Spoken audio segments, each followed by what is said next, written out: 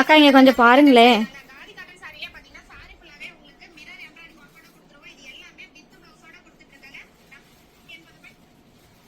அக்கா இதுல காதி சாரி வந்து 280 தான் போட்டிருக்கு, உங்ககிட்ட 450 சொல்றீங்க.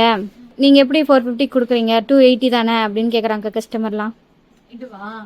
சரி, உனக்கு நான் சாரி வச்சு உனக்கு எக்ஸ்பிளைன் பண்ணி கிளியர் பண்ணட்டுமா? ஓகேக்கா.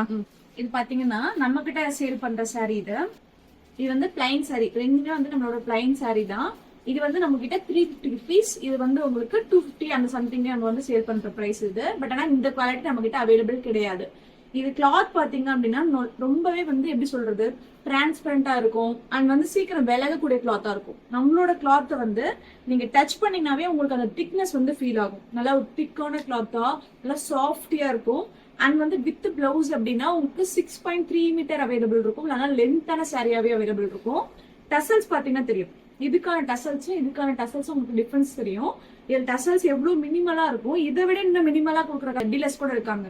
ஸோ நம்ம கிட்ட எப்பயுமே என்ன சாரி நம்ம 350 ருபீஸ் இல்லை இன்னும் கம்மியா நம்ம பட்ஜெட்ல லான்ச் பண்றதா இருந்தாலுமே இந்த டசல்ஸை என்னைக்குமே நம்ம வந்து ஃபுல்ஃபில்லா தான் கொடுத்துட்டு இருக்கோம்.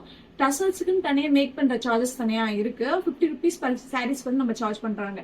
ஸோ டசல்ஸ்ல எங்கேயுமே நம்ம வந்து பண்றதே கிடையாது. ஸோ கிளாத்தா இருக்கட்டும் அண்ட் டசல்ஸா இருக்கட்டும், லென்த்தா இருக்கட்டும், வித்தா இருக்கட்டும், எல்லாத்துலயுமே ப்ரீமியமா நம்ம கொடுத்துட்டு இருக்கோம். ஸோ நம்மளோட கிளாத்தை டைரக்டா விசிட் பண்ணி பாருங்க. விசிட் பண்ணி பார்த்ததுக்கு அப்புறமேட்டு நீங்க அந்த பிரைஸ் ஏன் அப்படின்றது உங்களுக்கு தாராளமா ஷோ ஆகும்.